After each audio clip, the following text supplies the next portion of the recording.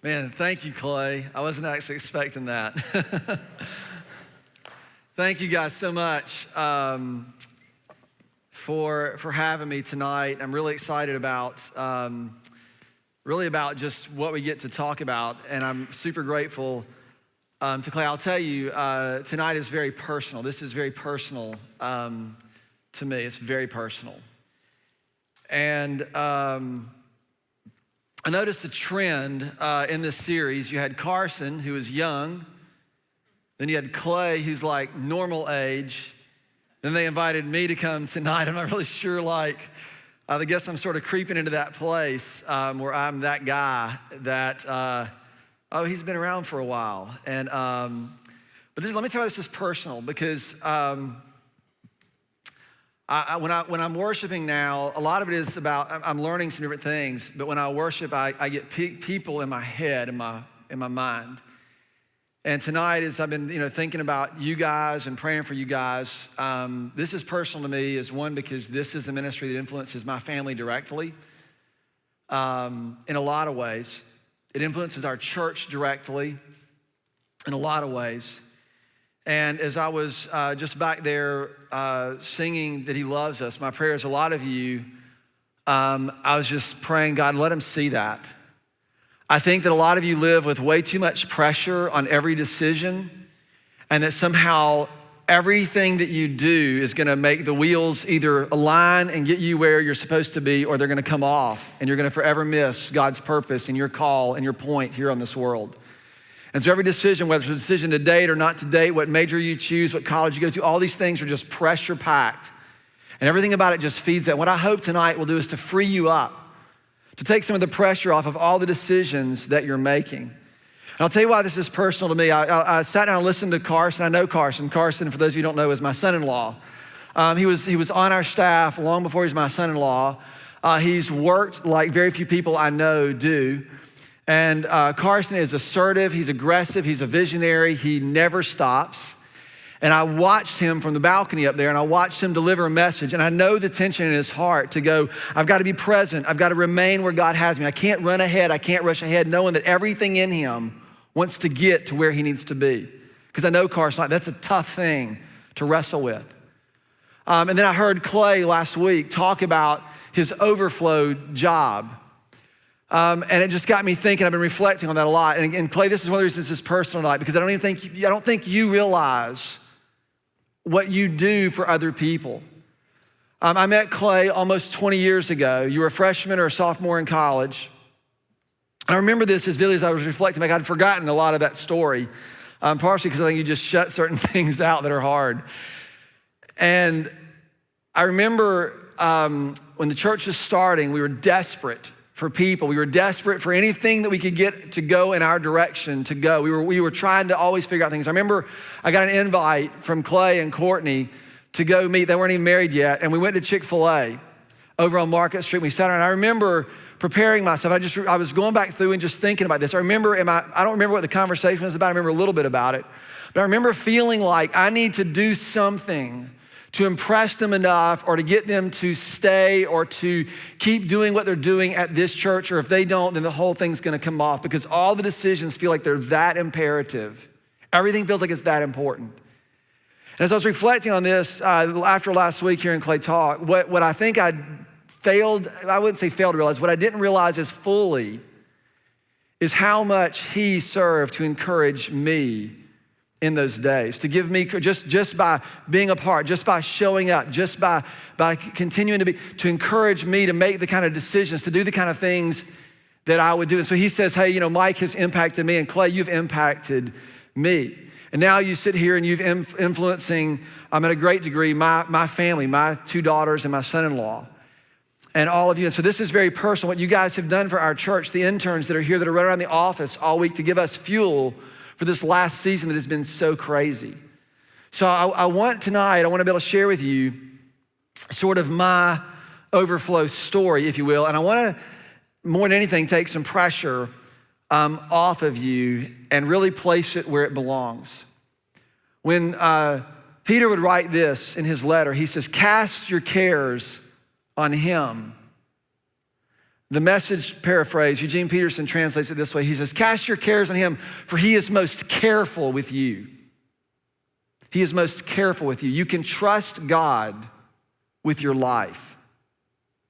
You can trust God. To cast your cares on him means that you don't have to make every single decision as though it's make or break.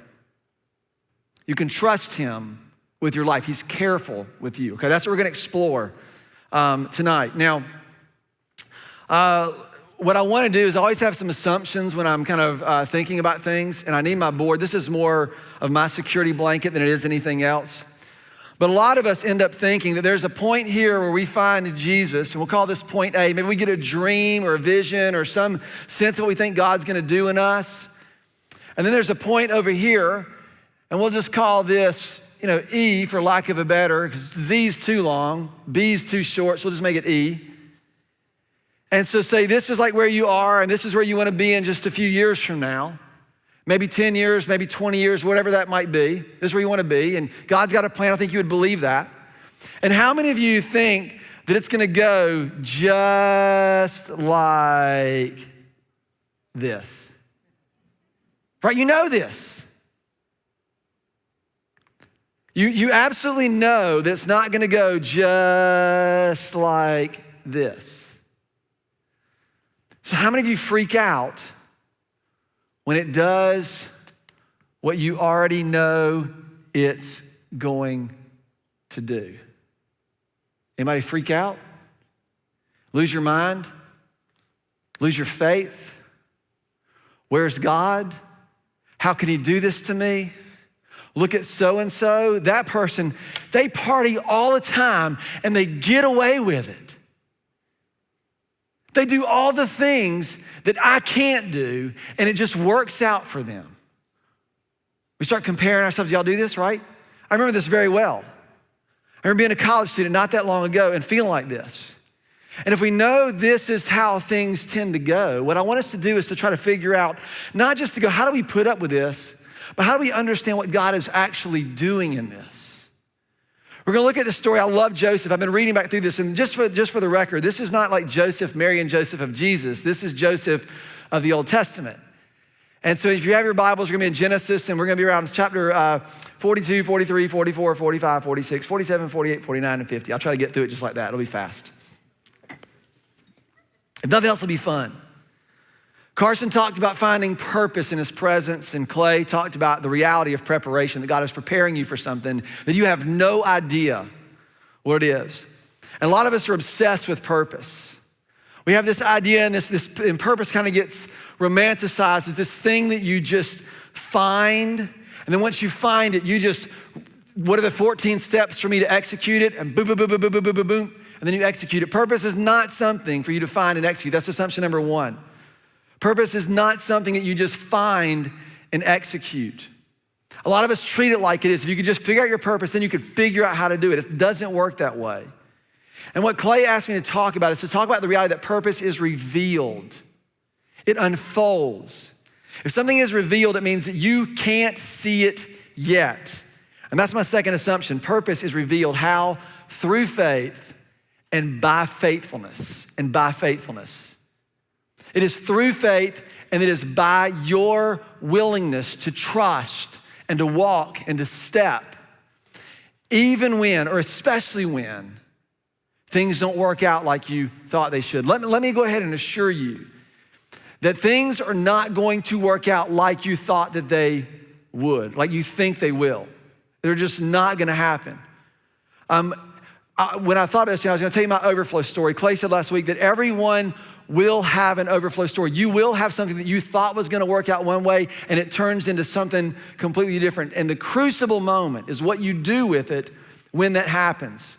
This is not without struggle, and this is what I want you to understand. This is not without deep struggle. This is hard work. And one of the lies that we have been told in this culture is that hard is bad. Hard is not bad. Hard is just hard.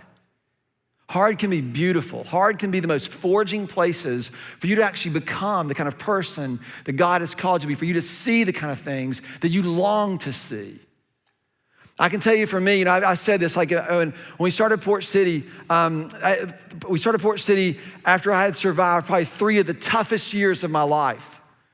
Julia and I had a tough time with some things that happened in our own family, and then things that happened at the former place where I was employed, and it was about 3 years of just horrible. I was 25, 26, 27 years old, horrible. Okay, we start the church, I'm 29, this is my thinking. If I don't die in the first 3 years, that's a good thing, because starting a church is hard. You know, we made it through 3 years, like, whew, we made it, 5 years. And what I tell people now, I said, listen, man, the first 3 years are nothing compared to years 15 through 20. Hard is not bad, hard is just hard. And there's some things that God does in hard things that he cannot do anywhere else, or he does not do anywhere else. You have to trust something. You have to believe something. You have to take your cues from something. And this is what I want for us to kind of focus on. If I had one thing that I've learned that I would share with you and just jump up and down and convince you of this, is that what matters more than anything else, and I think Joseph's story is evidence of this, is to be faithful in the small things. I believe that is more important than anything else. To be faithful with the things that are in front of you. For me, at this point in time, it's to be faithful with my eyes. It's to be faithful with my words. It's to be faithful in my walk. It's to be faithful with my motives. It's to make sure that I pay attention to the people that are closest to me. That they see and they know who I really am. There's not a facade of me being up here and being one way and then another way in the office or in my home or on the road or on the beach or wherever else I am. And that's not fleshed out by thinking about your platform or thinking about how you're gonna get to where God wants you, thinking about what's in front of you. How am I gonna be faithful in this moment, in this season, with this circumstance? It's being faithful in the small things. Everybody, jumps up and down, like, I wanna do big things for God. I'm 50 years old. I laugh at that now because I'm like, you realize God does big things all by himself. He created the universe. Big things are not a problem with God. He's not looking for humans to do big things. He's looking for humans who are willing to do small things incredibly faithfully. And that's the beauty of it. You can start tonight. You can start tonight. You can't correct all the things that you've done. You can't undo certain things, but you can start tonight and you can be faithful from where you are and do the next right thing. Do the next faithful thing, trusting God. This is what we see in the life of Joseph. If you're gonna understand the gospel, if you're gonna understand the story of Joseph, if you're gonna understand the story of God, his purposes here in this world, what you're invited into, you're gonna have to understand redemption. I'm kind of new at this, really kind of understanding this, but this is exactly what the Bible is all about. It's the story of God's redemption. I love this. This is in Ephesians chapter 1, verses 13. It says this, in him, you, after listening to the message of the truth, the gospel of your salvation, having also believed, you were sealed with him with the Holy Spirit of promise. He has put his seal on you. And I love this. He said he was given as a pledge for what is to come, our inheritance, with a view to the redemption of God's own possession. He sees you with this view of the redemption that he has promised in your life.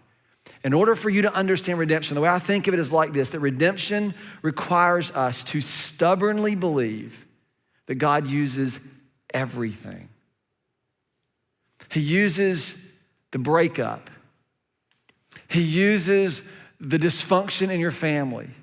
He uses everything. There's nothing that is wasted. This is the beautiful thing about redemption. Clay left us with this verse last week, right, from Romans chapter 8. He says, and we know that in all things God works for the good of those who love him and have been called according to his purpose. It doesn't say that we know how, it just says that we know. A lot of you look around, and some of you even look at Clay, or you look at me and you say, oh, that person is living out God's dream. Do you know people like that? You look at them and say, man, that person is living out God's dream. They're doing what God has called them to do. They really seem to be thriving. They're in their sweet spot. If you see someone who is living out God's dream, you can bet that it has been through the crucible of having their own dreams shattered. You're gonna have an overflow moment. Because what most of us do, we get a picture of God's dream for us, of God's call for us, and then we try to figure out how to make it happen. We try to execute on this purpose. If I just marry this person, if I just get there, if I just get this job, if I just get this thing, then it'll all work out like it's supposed to. God's dream emerges often out of our own shattered dreams only because we tend to overlay our will and our ways on top of him and say, God, here's what I would do if I were you. How can I get God's will done my way? If anything is my story, this is it. This is it. Here's what I would do if I were you, right? We get this idea and then we start calculating on how we can pull it off. This is what happened to me. Some of you are gonna be, you're in school, you're getting out of school and you're gonna graduate, you're gonna interview for jobs. You know what this is like. You prepare and you're ready, you're fired up. And so I was in college, and I remember when I was in college, I surrendered and said, God, I'll do whatever you want me to do. And I said, I think you want me to go in the ministry. And there were only a few problems with that. One is I didn't want to work for a church, I didn't want to go in the ministry, and I wanted to be rich. So those are 3 strikes about going in the ministry. I guess unless you're some pastors now, you can pull both. But anyway, that's a whole other story. So there I am, and I'm like, I don't want to do this, I don't want to do this. So then all of a sudden I got this architecture bug. I started doing well in school, and I started seeing opportunities. I'm like, dude, this is gonna be the deal. I started working for an architect, and I had a lot of things that I love to do. And so all the while, man, I'm just struggling because I feel like I'm pursuing something that I wanna do, and God's like, that is not what I've got for you. I'm like, no, God, I think I got an idea for this dream you've got over here. Let me help you out. And I started beginning to tell God what I would do if I were him. God, if you make me really, really rich, I can give money to your church. Isn't that what you want?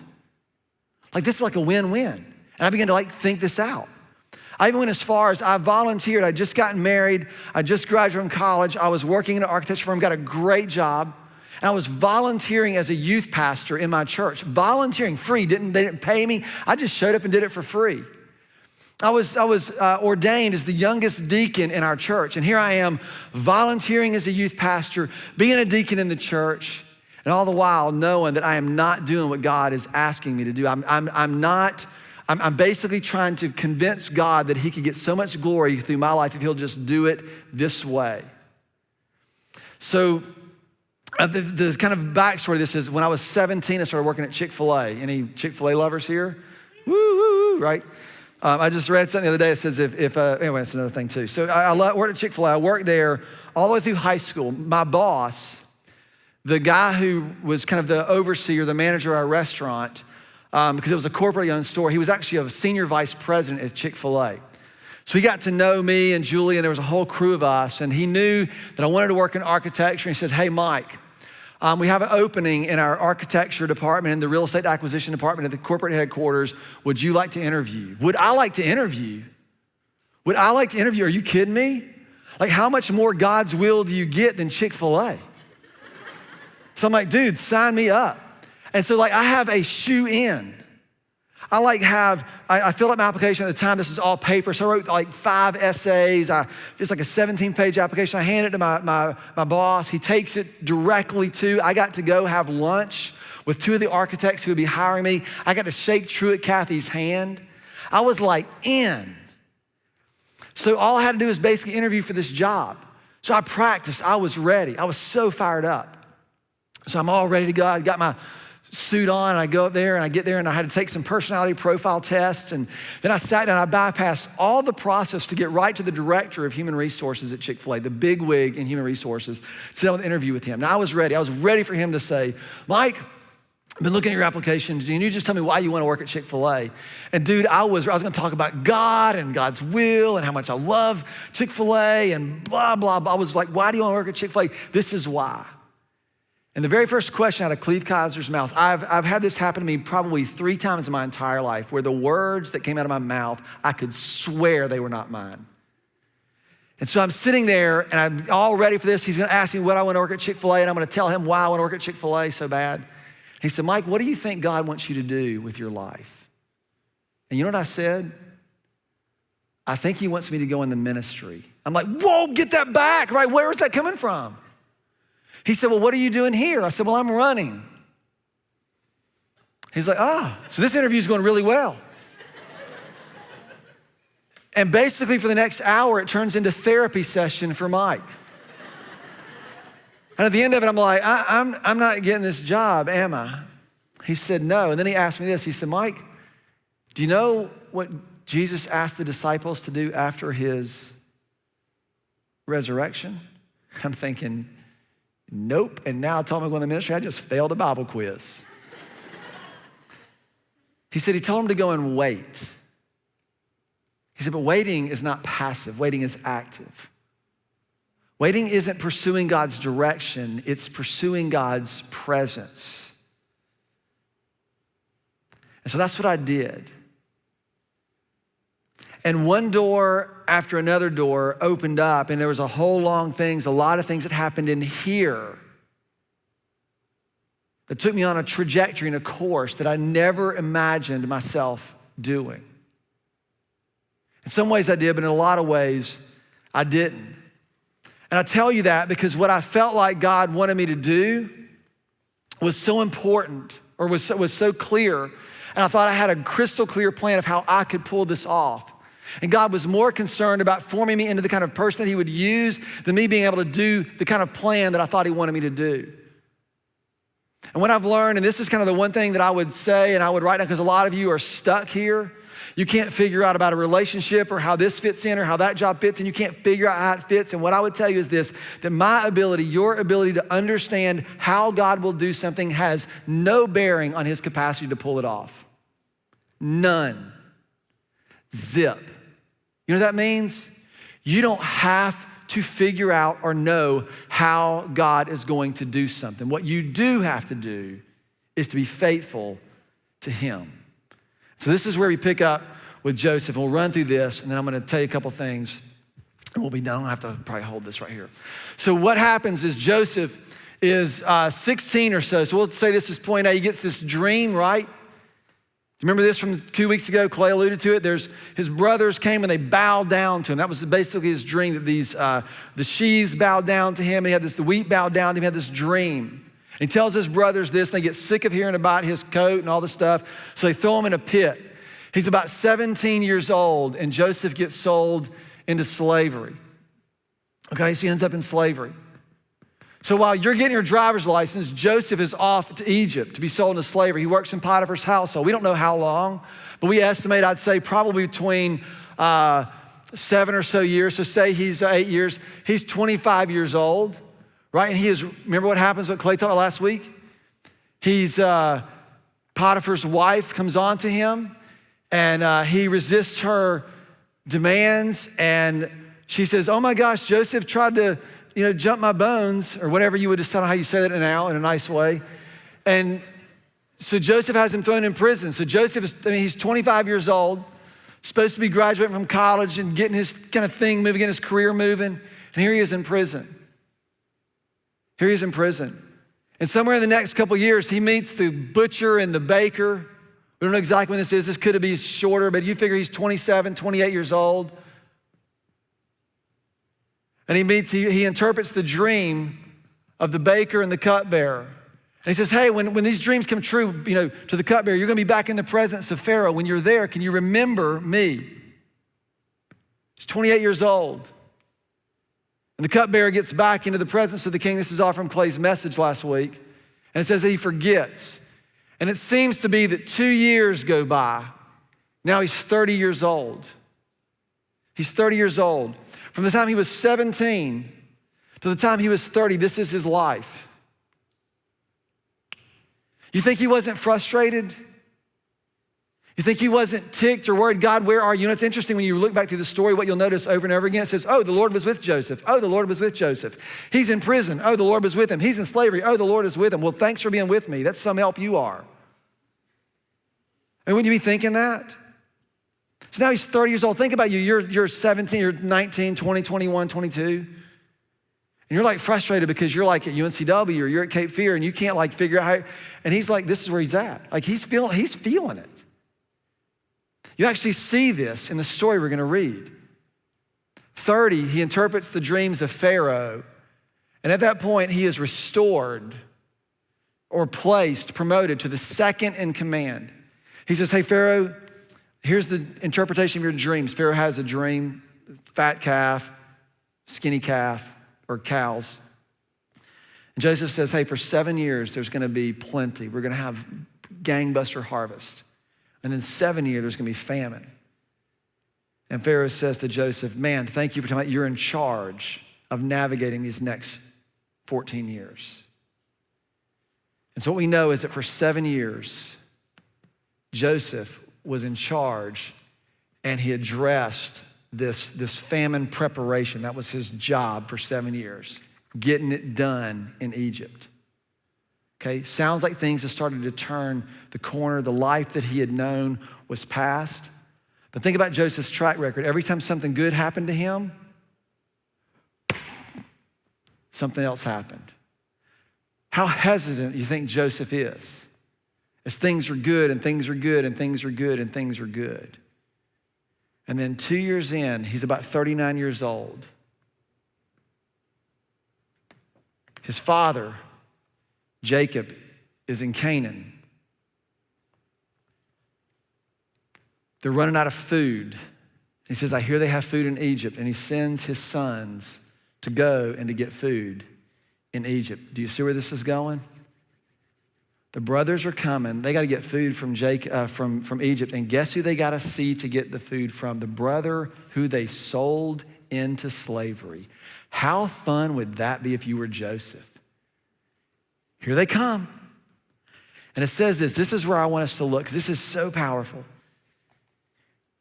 In chapter 42, what you begin to see is that when Jacob learned that there was grain in Egypt, he sends all of his brothers, the 10 brothers, to Egypt. He keeps the youngest son, Joseph's real brother, Benjamin. He keeps Benjamin home, and he sends the other 10.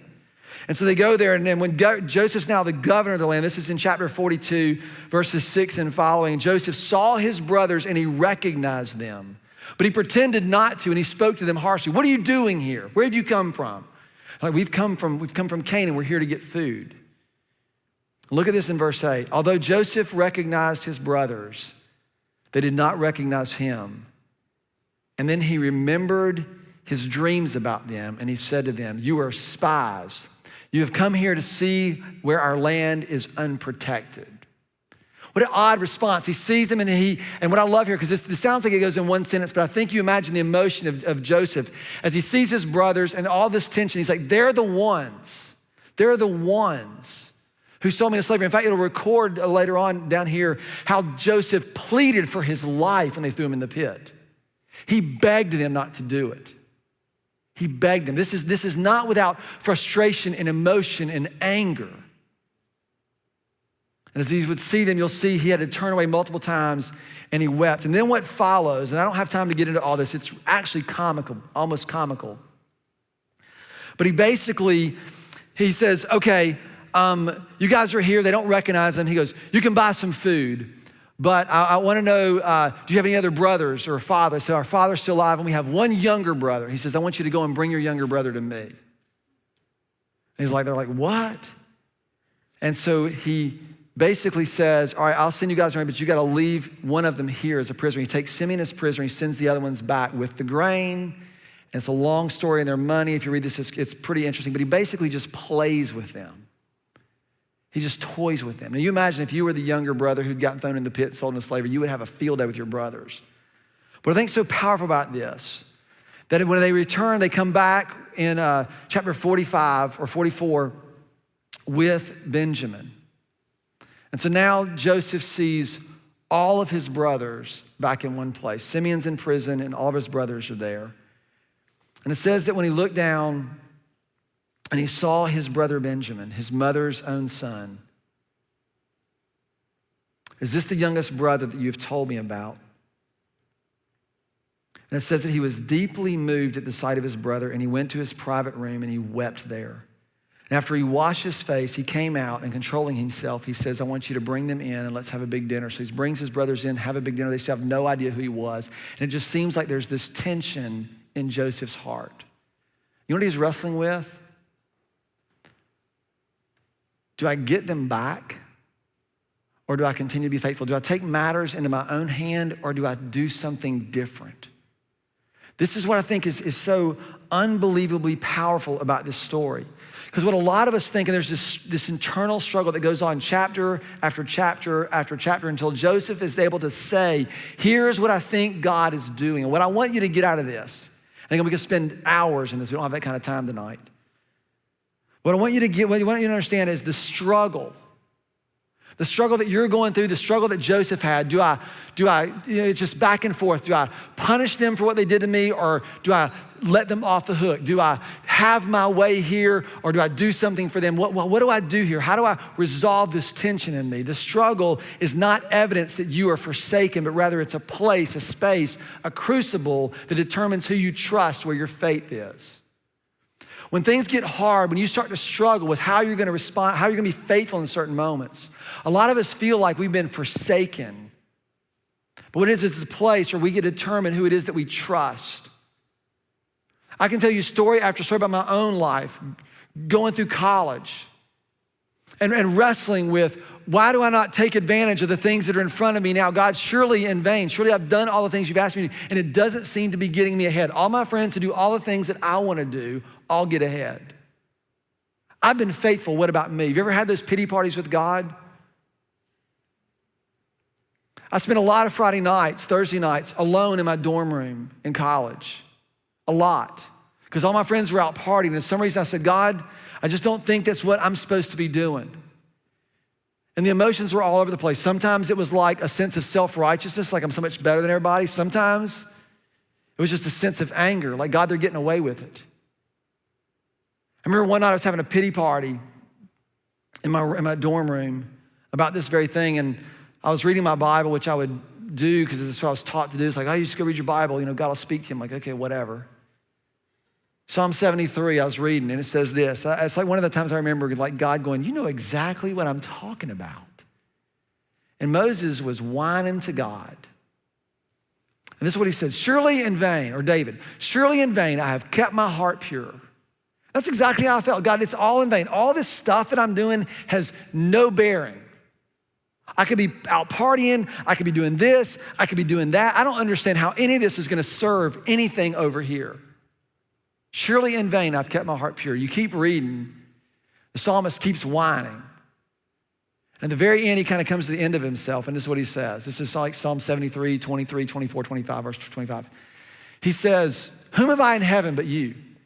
And who else would I desire by you? And then it says this phrase. It says, God, all these other things are happening, but as for me, the nearness of God is my good.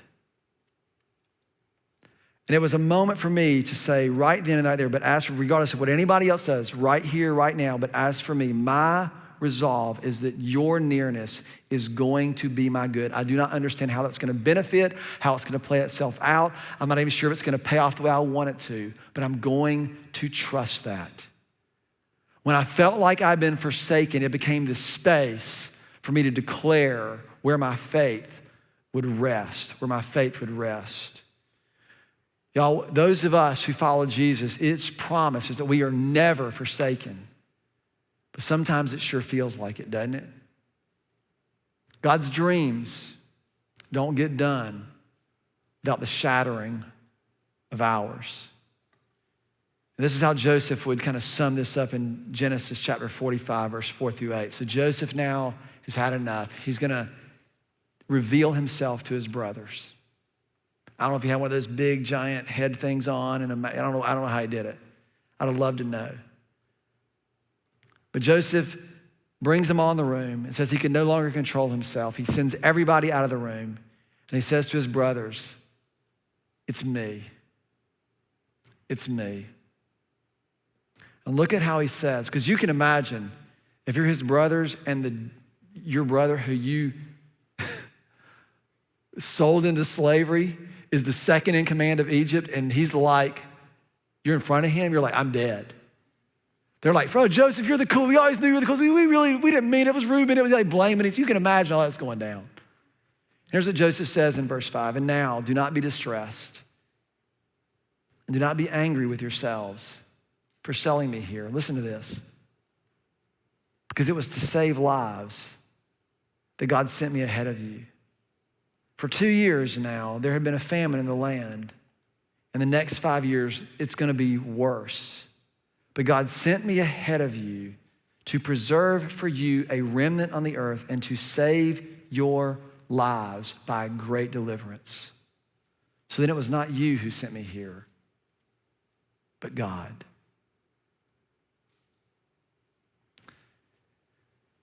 You think Joseph would have ever written this story for his life?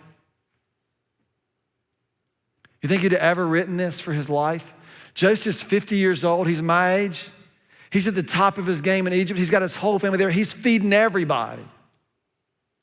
And looks back and says, oh, when I was 17, life was terrible. I was in slavery. Oh, and I worked my way. I did the best with a bad situation. And then I got wrongly accused. And then. But let me tell you, God sent me ahead to do things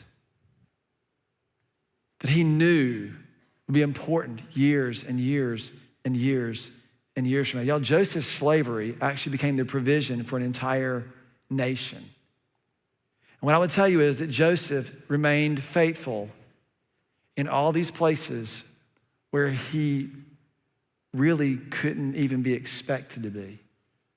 Right? What's wrong with Potiphar's wife? I mean, who's gonna know? He got accused for it anyway. Why not just go ahead and indulge? He was faithful. With everything that came his way, he was faithful. Even in his struggle to get his brothers back, he was faithful. So I hesitated to share this, but I'm going to.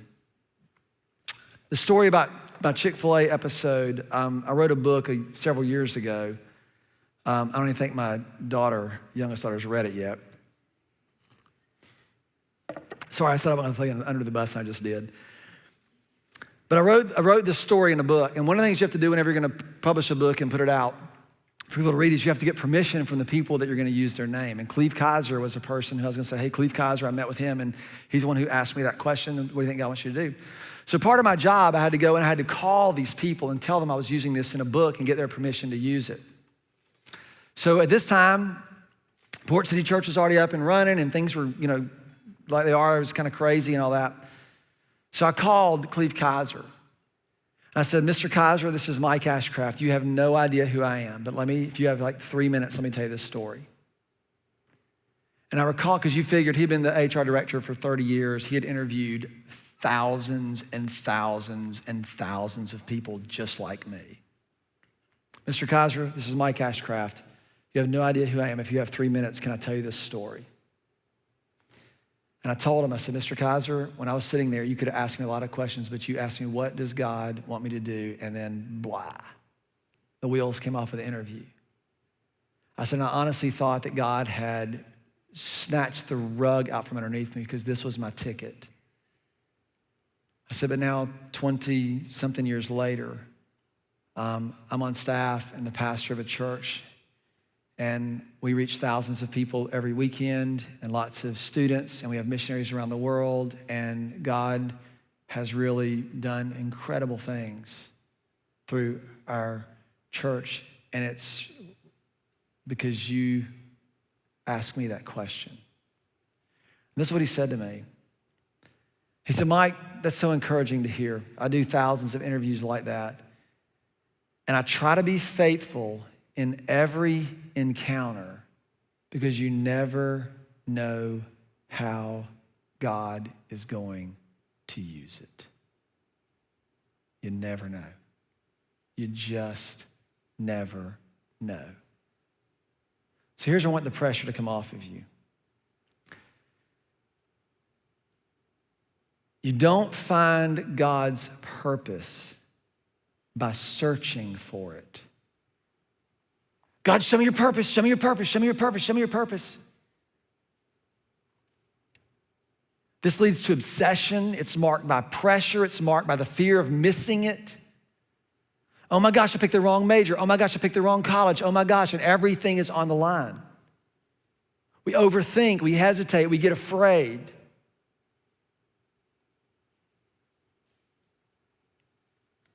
You find God's purpose by following him and being faithful with exactly what is in front of you. That's it. That's it. God can get you wherever he wants you in 1,000 different ways. And what he's looking for is not for you to make the most strategic move or the one that you think is going to have the most impact. He's asking you, he's looking for you to make the one that is faithful to him. To live in a way where your cares, your concerns, your fears, your anxieties are placed on him. Why? Because he is most careful with you.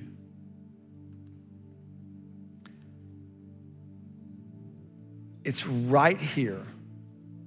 It's right now. Maddie said at the beginning of our time, God intended you to be here, and I believe that. This is exactly the moment where you're supposed to be, and I want for us to be reminded of that.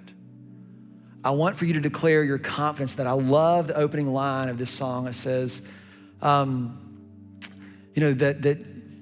though I walk through the valleys, right here is the place where you want me to be. And I know here in the middle is where your presence is found. Don't allow the pressure that you feel to force you to have everything figured out. And don't allow fear to keep you from making a decision. I want for you to consider there are places in your own head, your own heart, where you have made God's dream and you've said, okay, here's God's dream, and now it's become your demand. You're demanding him to do it on your terms. You're overlaying, you're calculating, you're frustrated. I want for you to be able to say, God, I'm gonna place all these things on you, because what I believe is that you are most careful with me. Father, I pray for the men and women here tonight. I pray that they, each one, not they collectively, each person would just feel a weight lifted, a pressure kind of release. We're going to declare that not for a minute was I forsaken, and for some in this room, they feel like it. Because a relationship didn't work out, a class didn't work out, a major didn't work out, a relationship didn't work out, and they're stuck. And maybe their dreams are shattered. God, that becomes the fertile soil for your dreams. Father, I pray that you would just speak that deep into the hearts of those listening tonight. God, I just ask you to do that for the sake of your purposes that might be realized a month, a year, or a generation from now. So thank you for your faithfulness. Help us to be faithful to you.